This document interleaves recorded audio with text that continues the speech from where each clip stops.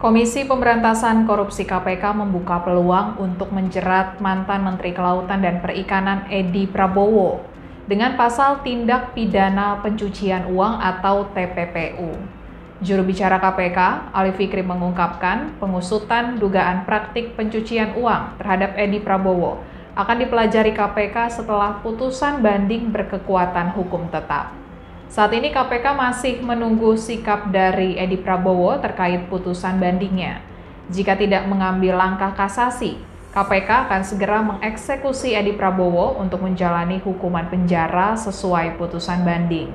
Setelah itu, KPK akan mempelajari putusan banding Edi Prabowo. Kemudian Komisi Anti Korupsi langsung mengusut TPPU Edi Prabowo setelah mempelajari putusan banding tersebut. Pengadilan Tinggi DKI Jakarta sebelumnya menambah hukuman kepada Edi Prabowo menjadi 9 tahun penjara dan denda sebesar 400 juta rupiah, subsidiar 6 bulan penjara. Sebelumnya Edi Prabowo dihukum 5 tahun penjara di pengadilan tingkat pertama.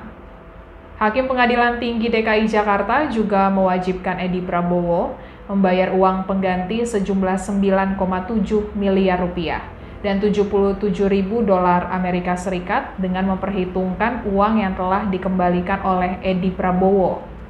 Uang itu harus dibayar Edi Prabowo dalam jangka waktu 1 bulan setelah putusan pengadilan memperoleh kekuatan hukum tetap.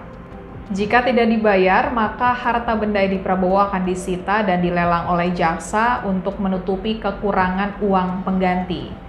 Jika harta bendanya tidak cukup, maka akan diganti dengan pidana penjara selama 3 tahun. Selain itu, Hakim Pengadilan Tinggi DKI Jakarta juga menjatuhkan pidana tambahan berupa pencabutan hak untuk dipilih dalam jabatan publik selama 3 tahun sejak Edi Prabowo selesai menjalani pidana pokok.